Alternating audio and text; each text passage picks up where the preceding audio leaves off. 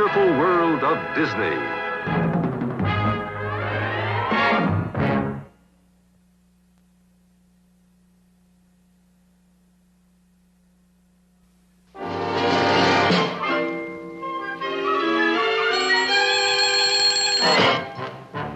Hurry with a shower. Hurry getting dressed. Have to watch the hour. Have no time to rest. All must be perfection. The big day is at hand.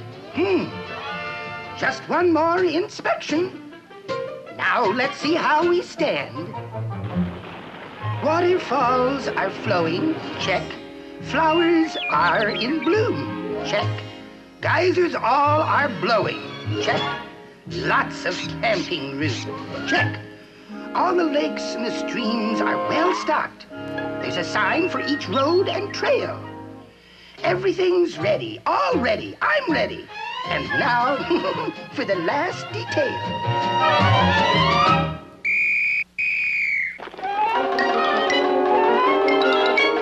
Good morning, nature citizens, good morning. Do you know what today is? Well, today is the opening day of Brownstone National Park. This is a glorious day for Brownstone National Park. We who are bears are looking sleek and clean. We mean to be amusing, refusing to be mean. We who are fish are waiting to be caught. We who are birds will sing as we've been taught. We'll all be here to entertain from dawn to dark.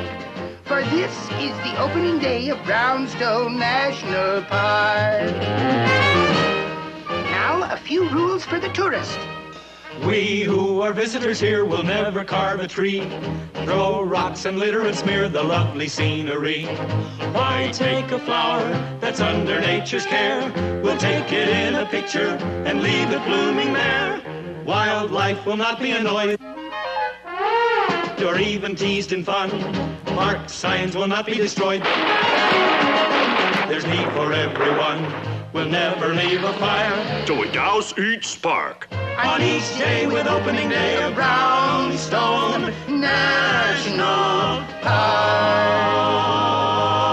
All right, everybody dismissed. But don't wander off too far. Our guests will be here shortly. Yes, Brownstone offers something for everyone. But the most popular attraction is the park bears. Like all our wildlife, bears are protected in the national parks. So, they've come to behave like people.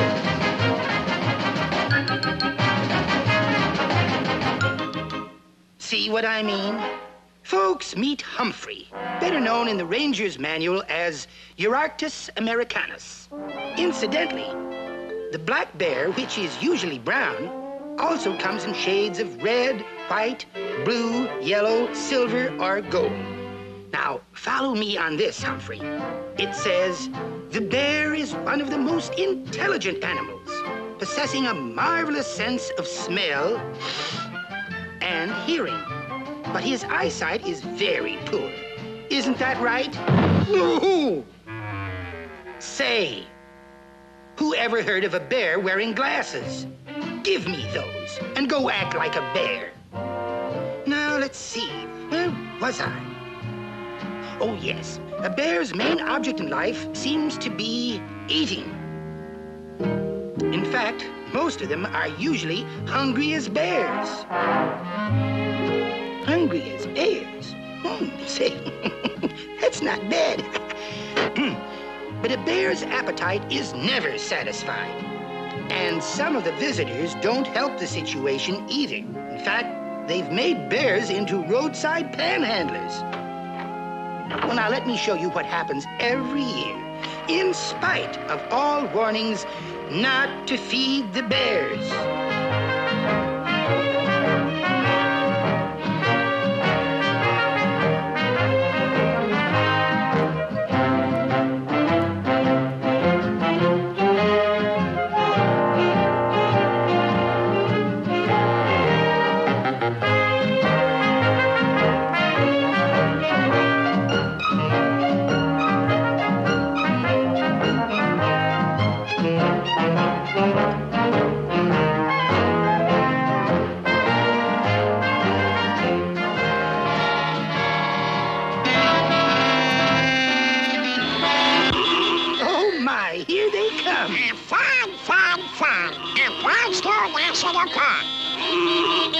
Oh, dear, they're here, they're here. Welcome to Brownstone National Park. And now a few rules.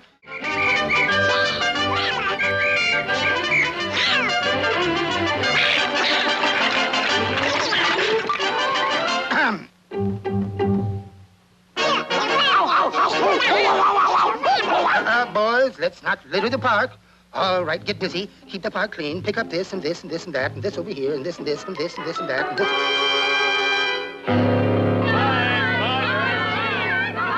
Can't you read signs? Oh, dear. Wait a minute. I'm the boss. Why should I clean up this mess?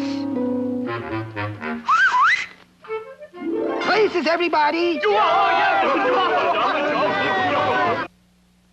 First you stick a rag, put it in the bag, bump, bump. Then you bend your back, put it in the sack, bump, bump. That's the way it's done. It's a lot of fun, bump, bump. Cutting capers, putting papers in the bag. First you stick a rag, put it in the bag, bump, bump. Then you bend your back, put it in the sack, bump, bump. That's the way it's done. It's a lot of fun, bump, bump. Cutting capers, putting papers in the bag.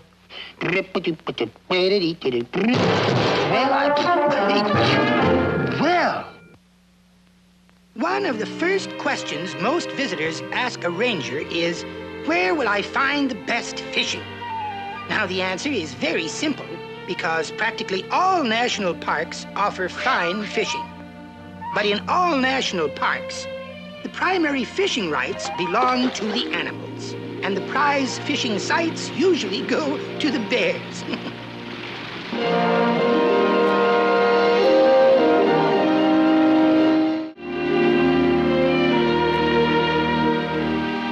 If you don't happen to be a bear, then, of course, it's a lot harder to catch fish.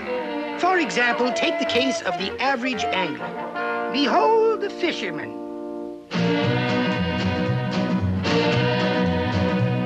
He's loaded down with tackle. He jumps into his boat. He starts the early morning on a very cheerful note. With great anticipation, he takes off in high gear. Alas, poor dope, his anchor rope is still tied to the pier. Behold the fisherman, behold the fisherman, with confidence that nothing can dismay. His skill is unsurpassed. He only needs one cast, And he's tangled up the balance of the day. In scientific research, he practices his art with slide rule and barometer, thermometer and chart. He studies all the insects that fly or crawl or swim.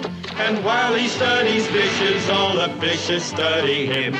Behold the fisherman, behold the fisherman. While eating lunch, he lets no time go by. But fish ignore his plugs, his spinners, jigs, and bugs, for they'd rather have his ham and cheese on rye. He knows the fish are clever. He hides up in a tree. He's trying to outsmart them, and he's moving cautiously. But when the branch is broken, he seems so out of place. Instead of going angling, he's just dangling out in space. Behold the fisherman, behold the fisherman. What aches and pains and tortures he's endured.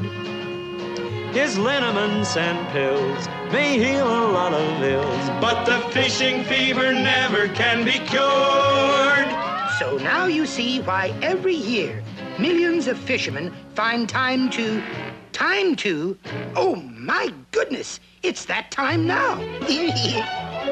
My, the lake is loaded. Nice crowd, yes, a nice crowd.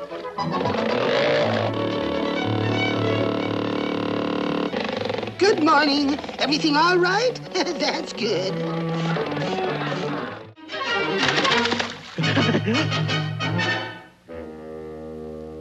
Fishing season's over. You know, hunting has always been a popular sport, but it's kind of tough on the animals. So to protect them, the National Park Service was established. It provides that man's use of the parks must not interfere with the welfare of the native animals. This means hunting, trapping, or molesting our wildlife is forbidden. Here at Brownstone, the animals are free to roam as they please. And as long as they stay within the park boundaries, they are safe. But if they wander beyond the limits, they become fair game for the hunter. Like those bears over there. Bears over there! Fellows, come on. Shoo, back to our side.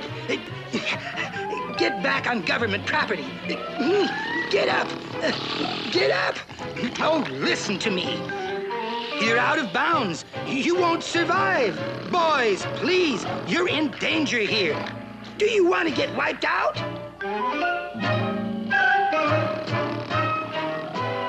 Do you want to go out like the passenger pigeon went? Do you?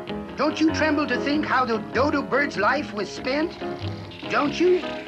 Doesn't the plight of the heath hen and the fate of the Labrador duck make you aware that when you're lying there, you're really just pressing your luck? Would you kindly consider the Miriam elk and the auk? Would you? Do you think that their passing is nothing but rumor and talk? Do you? Well, I'm sorry to put this so strongly, to be so direct and succinct. Don't you want to be smart? Do you have to be dumb? Would you like to depart, disappear, and become extinct? Okay, fellows. Don't say I didn't try to warn you about the start of the hunting season. Hunting season?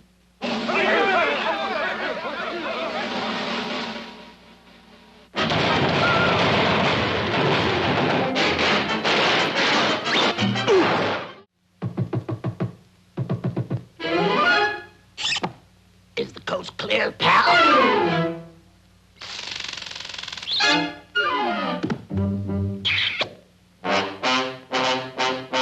Thanks a million, buddy.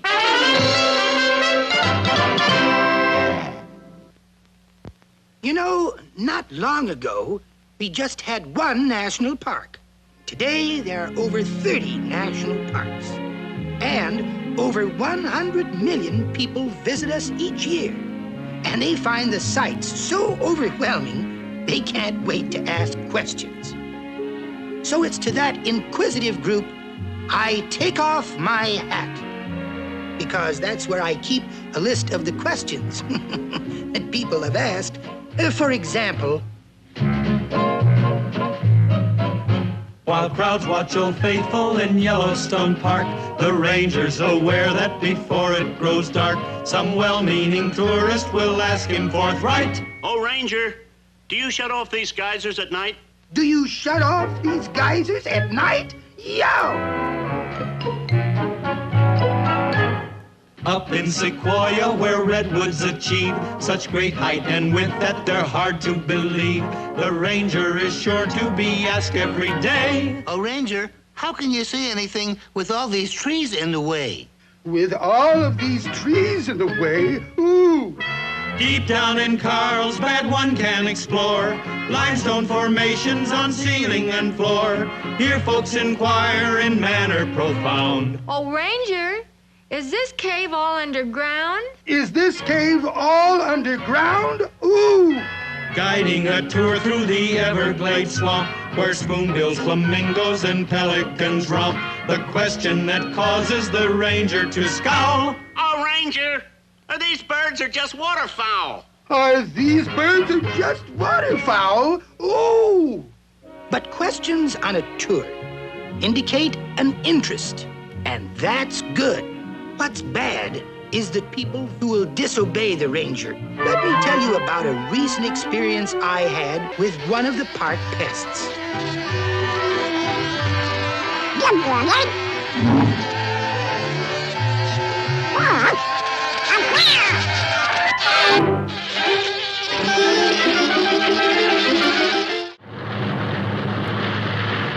It's your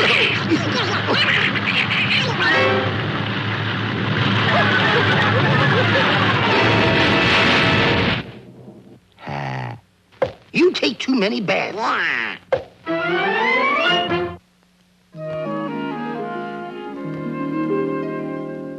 Where have started their migration. Now the tourist season ends. Time has come for hibernation for many of my friends. Soon they'll know someone is caring about their comfort and their keep. Soon they'll find I've been preparing for their winter sleep. I've neglected many duties, knitting booties for the chipmunks who are sleeping 'neath the snow.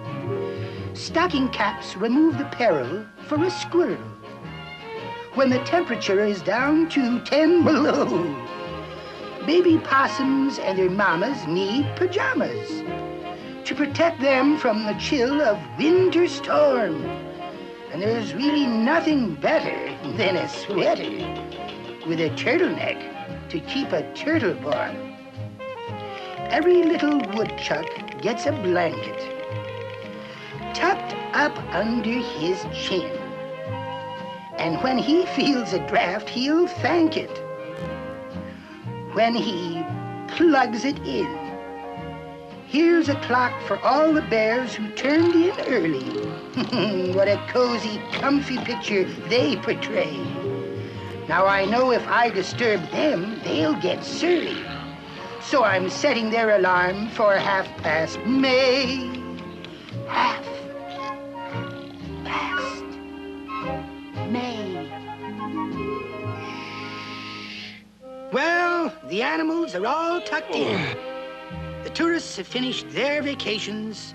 Now all I have to do is wait for the arrival of my replacement, the ranger in training. Ah, good. You're here right on time. Here, take this whistle, and the park's all yours. Good luck, Ranger Duck. Goodbye.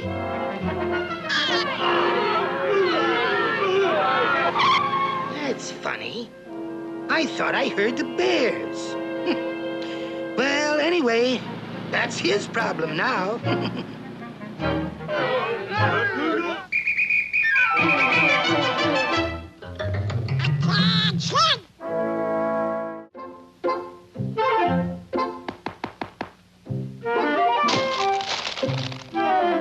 Oh, a baby.